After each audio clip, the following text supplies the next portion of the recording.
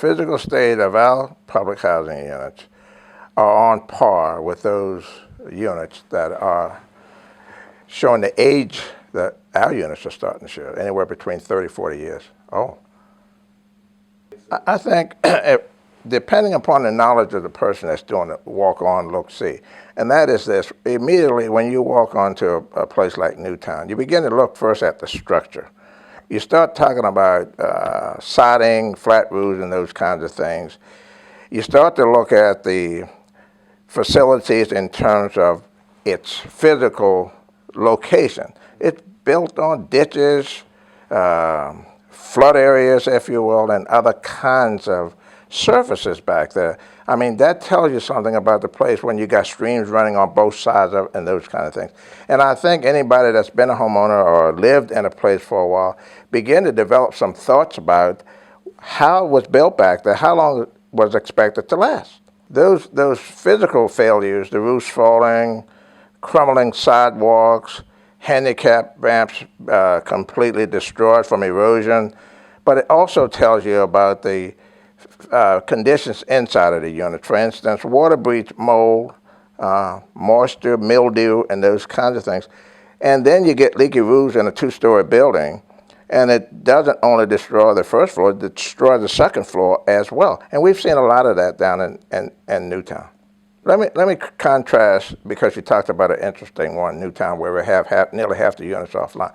Contrast the Newtown with Robinwood, where the structures are brick. We got A-roofs on those kinds of things. They're very spacious. They're built primarily on flat ground.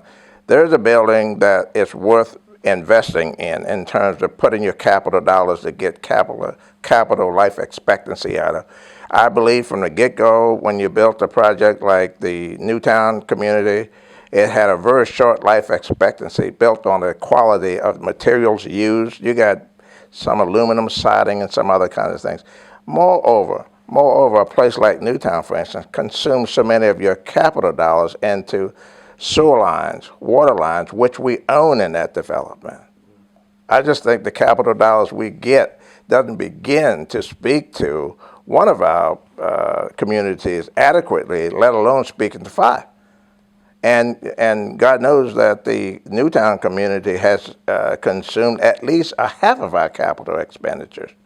You know, and as we talk more about the capital dollars, which come primarily for two reasons, that's for safety and bricks and sticks, you're going to see as we start to talk about some of the unfunded mandates that we're having, and it all bear on capital dollars. Our operating budget is barely getting us from payday to payday.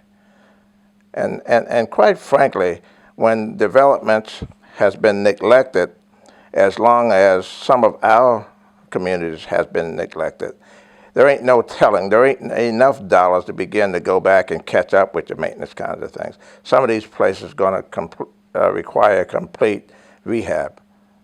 I think over the last 6, 7 years, there's been major improvements in public safety in and around public housing. I can speak to the last 15 years. You know, when I was the police chief on the other side, I kind of had the responsibility, if you will, for enforcing HUD's rules without any authority to enforce HUD rules and enforcing laws.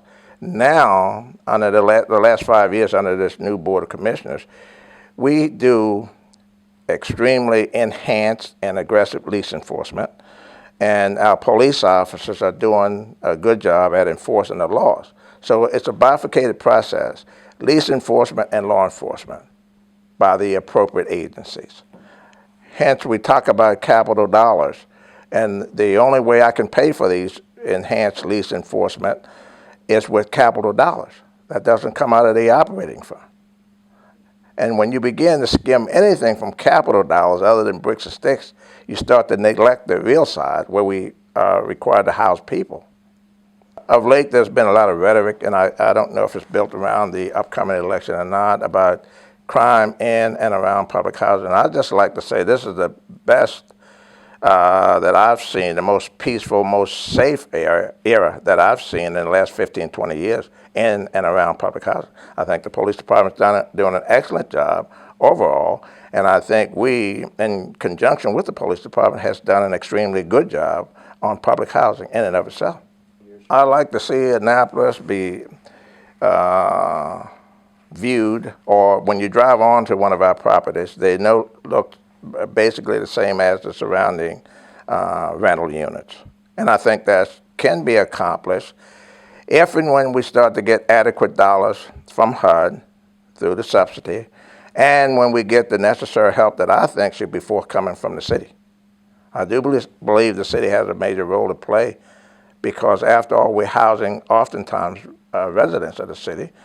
And I just think the city get state dollars to help cover expenses for every citizen in the city.